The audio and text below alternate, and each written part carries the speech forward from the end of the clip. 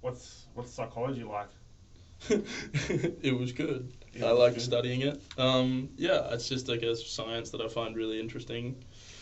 Um, But I don't know. It's.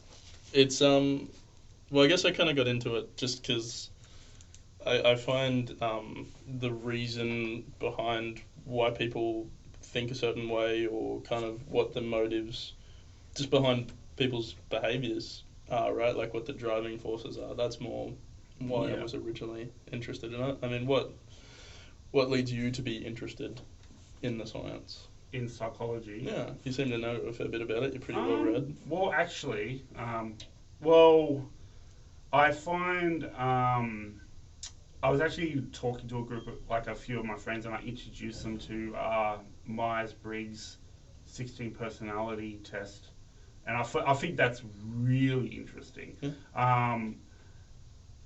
Because yeah, like well, I find it interesting personally because like I've done that test like a few times, but I've done them like years apart of each other, but I've always got the same result.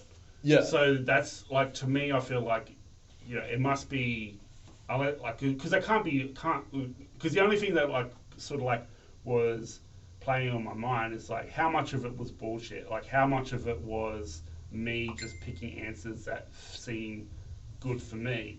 Right. But I feel like if I've done it multiple times, and this is how science works, Mm. like if you test, like, and especially when they've been done over long periods of time, like there's no way I would, and it's been the same result, Yeah. INFP, yeah, just putting that out there, INFP is what I get.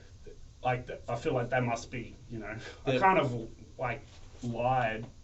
Like I have a pretty good memory, but not that good. Yeah, it shows that the test has good validity, right? Yeah. But you've touched on it's a pretty damning thing, kind of in the whole science of psychology, is that most of like the metrics for measuring stuff and like experiments within it, because obviously like it's a bit unethical to like stick an electric probe in someone's brain, right, to actually measure these things. So a lot of it is self-report tests. Yeah. So a lot of the time you're measuring how you perceive your own personality versus what it might actually be. But that's like as close as you can get. It is like that's the thing. Like it's not a complete science. It's almost it's a pseudoscience. Like It pains me to admit it, but yeah, it is. But there's so much nuance to it as well. Yeah, though. for sure. It's like, Yeah, I think there's a lot of value in it, for sure. and who knows? Like, I'm happy to volunteer. Like, you can For the electrode. yeah. Like, I mean, I don't know if it's for science. I'm just kidding. But who knows? Maybe there'll be some technology out there that can, Yes, that I can hope so. circumvent that. Well, like we're sort of already approaching that with functional MRI scans and stuff like that, being able to look at brain activity. And yeah, I mean, there's a lot of hope.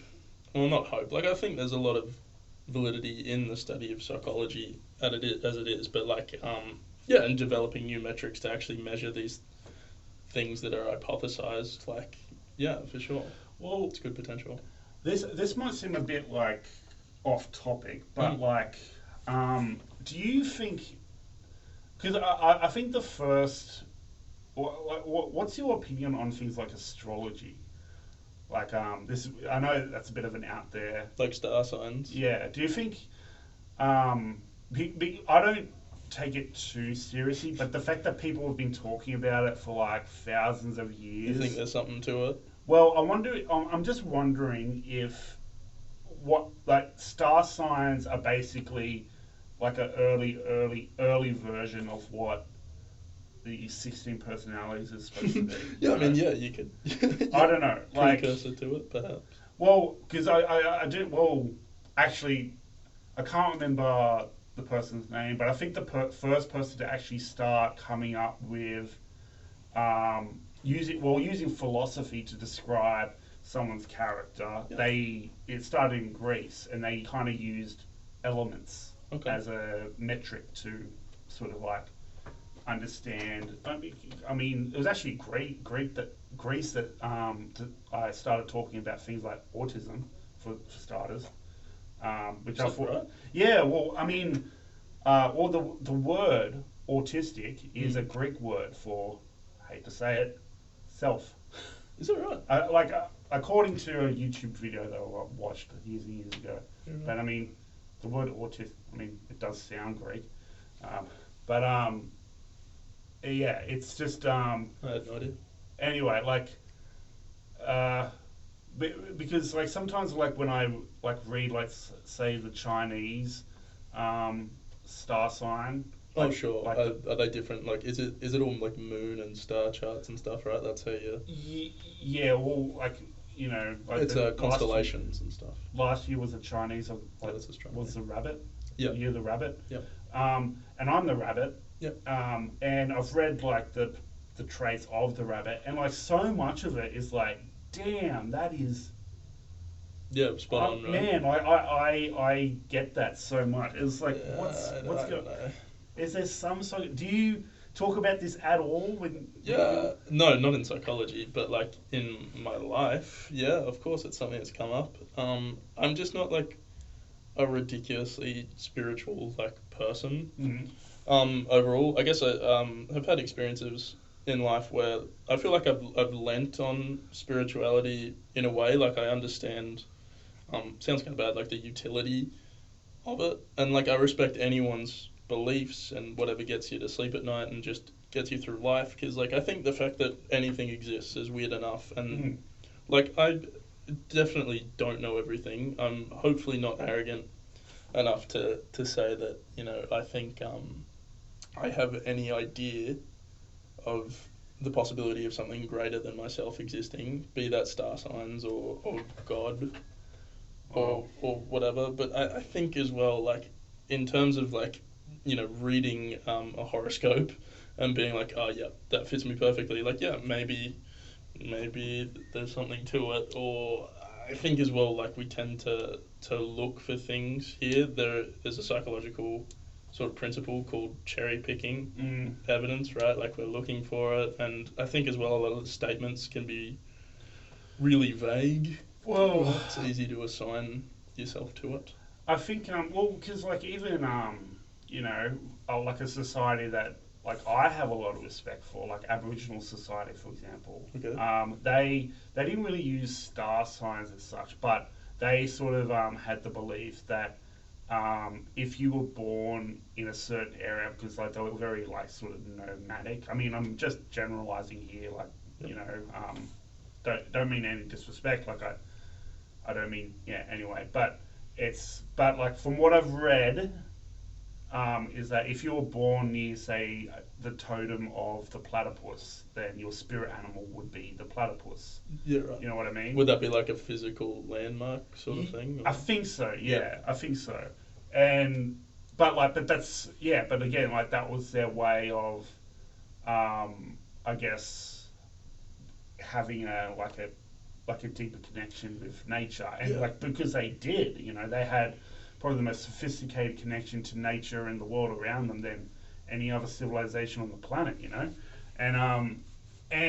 but whether or not, like, I definitely don't agree with astrology to the point that some person can write up in a newspaper, oh yeah, hey Cancerians, like watch out for seagulls, because like if you see a seagull that day you will score some peanuts or something. I don't know, but that's kind of where it loses me as well. Like everyone born within the same like time range has the exact same personality and future and past, right? The same fate. It's like, what? It's like, like this is supposed to be for everyone that happened to be born within this month period. Pretty much.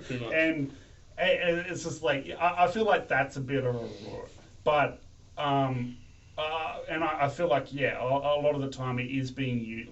It's just people it's a making get money rich from it. quick scheme. Exactly. But that's not to say that there's nothing to it at all, right? Like maybe maybe there is something. I consider myself to be a bit agnostic. Yeah, I'm definitely agnostic. Okay, well, and I feel like it's good. Like I like being agnostic for the reason it's just like I'm just gonna be like, okay, when I die, I feel like if God did exist, He would be forgiving enough for me to be like, okay, I believe. You know. You just got to ask for forgiveness at the end, right? Hedge your bets. I get it for sure, and live a good life so that you might get reincarnated into something nice. And Well, mate, I don't know. Yeah, and I just think it's just as arrogant and far fetched for people to say, no, when you die, nothing happens because like, who I knows? don't know, no one has a definitive answer on Yeah. how we got here in the first place. Have you know? you died before? No. Well, Yeah, I mean, if you assume that the time before you were born is the same experience as it is after you die, then maybe, but or reincarnation or whatever.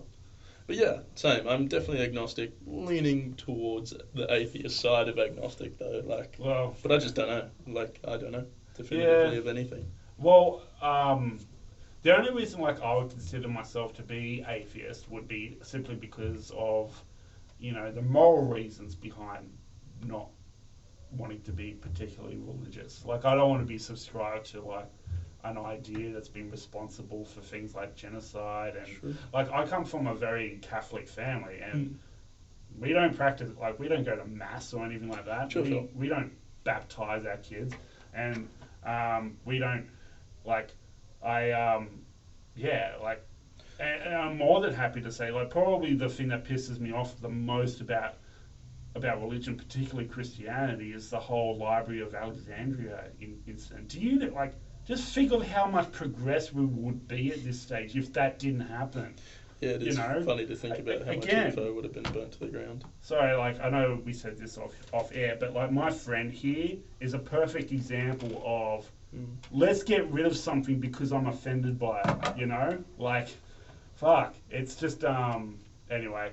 So yeah, have you done like? Did you have to do the Myers-Briggs 16 personality test?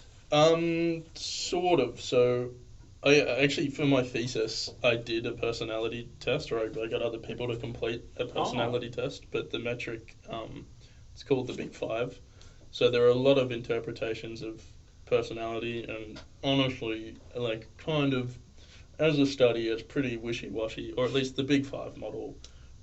Yeah, Big look, it's Five. kind of trash. Yeah, so it essentially, like, because personality models started with, I think they had a list of like 100 words, something like that, like plus that you could use to describe a person, and then just kind of through further research going on, they were able to get that down and just finding redundancies and all this stuff. Anyway, so it basically breaks down a person's personality into openness to experience, conscientiousness, extroversion, agreeableness, and neuroticism.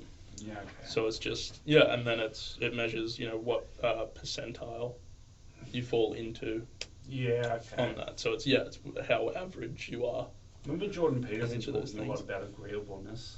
Yeah, he probably did.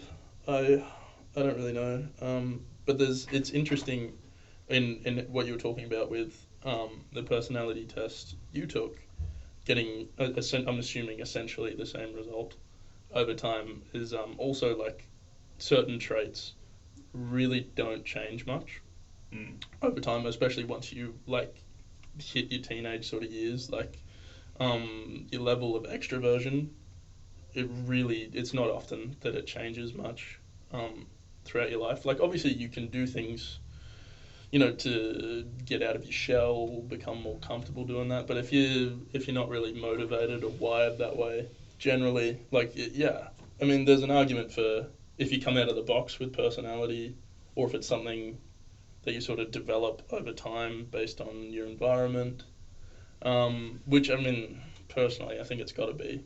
But I found personality really interesting from like an evolutionary perspective, like why it exists. Like, why do we all have different personalities, right? Like, surely there's one. I mean, if there was just an optimal personality, then wouldn't evolution have made it so that every single person would just be exactly the same, given enough time? Yeah. Or maybe. I mean, I'm just spitballing. Like, I don't know. So am I, dude. Yeah. I don't know anything. Well, like maybe as well. Like what. Like personality has evolved over time because like it's like we've had to have different personalities for different things, right? Like you have to have someone that's really into, say, they're really into fitness, like they love to go out and go for a run and they love to like do pull-ups or whatever, and they like the endorphins and stuff like that. But other people prefer to, they might balance it with other things as well, like reading and writing and stuff like that. But some people are really into things, really into objects, and like figuring out how they work and stuff like that. But as an INFP, and I definitely relate to feeling the tension in a room. Like if I walk into a room, it's I definitely can relate to when people say when you feel like something's a bit off. An example of this was back when this is a bit funny, but like my first, you've seen Game of Thrones. Yep. You wear the red wedding. So like my first experience with I hadn't started watching Game of Thrones yet, but I have like 20 people over at my house watching. The Red Wedding when it aired. When it first aired, Yeah, right, and like wow. I was in my room doing my own thing, What a like trip. I hadn't seen the show yet, but like I was playing games or something like that, and then like all of a sudden everyone just comes into my room. Start screaming. Well, not screaming, but everyone was like had this look on their face like, holy shit, what the fuck happened, man? And it's like, yeah, but I definitely remember even before seeing them that like something was off. Like someone had died, or something happened. But like, I don't know. Massive subversions of expectations in that show as well. Hey, Oh. like just the shock value. Oh yeah, it's just like don't get too attached to any of the characters really. Yeah, literally to the point where that kind of became expected, just that you were gonna get surprised by something. Yeah. That doesn't happen in other shows. Like, because one thing I wanted to touch on when it talking about psychology when studying it is, have you come across the term empath at all? Yeah. And because Not in the study of psychology, but just by being alive, people have referred to themselves as empaths and stuff. Yeah. Well, one thing that because I actually came across like a comment that was kind of disheartening, but also. Yeah, I can kind of see why they came to that conclusion where they say, so an empath is basically someone who makes everything about them because they're feeling the feelings that other people are feeling, Yeah, right? I think you could argue that there's some crossover with narcissistic personality disorder for sure. Wow, really? Like, you're being sarcastic. Yeah. Okay, well, I hope but like I can understand because I often. Like a few weeks ago, I was visiting my parents' house, and my mum's fairly old. Like she gets a lot of pain in the stomach. Like if she moves too quickly, like she really starts aching really, really badly. And I remember just like, just. Like you physically feel that pain. Oh well, like psychologically, I did. Yeah. But there's been times throughout my life where. My mum's hurt herself or someone has hurt herself and I've reacted in this way. Yep. And people have reacted like, what's wrong with you? Like, Yeah. how do you think they're feeling? And it's just like, I can't help because it's really shit when you know that you can feel empathy for other people, but you also have a diagnosis of having ASD. Sure. Because like a lot of people with ASD, like we're kind of known for not having empathy, but that is the stereotype that to is, some extent. That is the stereotype, unfortunately, and I really hate it when people throw around things like narcissist, Nazi, misogynistic, like really kind of. In fact, there's kind of a movement where people are trying to tell each other, hey, let's not keep using extreme words to describe something. That's probably a good idea, although I am definitely guilty of doing it. Yeah, or because it is pretty ingrained in our culture. But especially like narcissistic person, like that's heavy. That's like up there with like, psychopath level mentality, you know what I mean? And there's not but even at the level of psychopath, like it doesn't necessarily mean that they're a violent criminal or anything. Yeah, right. Everyone jumps to movies and Yeah. that definition of it, right? I think what's his name, Patrick Bateman. Yeah, Something yeah. like that, right? But Whereas no, it can just mean it can just essentially be a diagnosis of what people interpret as being selfish, but you just can't kind of perceive people's needs outside of your own. That's it. For example, like it's different. In fact, a lot of surgeons have those I have traits. heard that, yeah. Because like you need to be able to like enjoy digging into someone. There would have to be some level of detachment, right? Well, I've thought about it. Like you surely would really struggle if you think about the fact that you're working on a person right now, right? Like you'd have to kind of see it as a puzzle, or you're like a mechanic working on a car, right? You like would. it would be relatively traumatic, like cutting someone open. I would assume. I don't know. There's no way getting around it. Like you don't want someone who's cracking open your spine, being like, oh shit, oh crap, fuck, I just stabbed them in the eye, you know? Oh fuck, you know? I suppose. You know? Yeah, you don't want to be scared. Scared of like, because But you also hope like doctors are somewhat empathetic, and that's why they get into the job, right? So it's like 50-50. Yeah. What's I don't know. Like I just like to. Anyway, the point of this podcast or this recording. Hello, by the way. Oh yeah, hi. I'm Wolf, and this is Toad. Toad, yeah. Thank you for confirming that. Anyway, yeah. Like, should we? Yeah. Good stuff.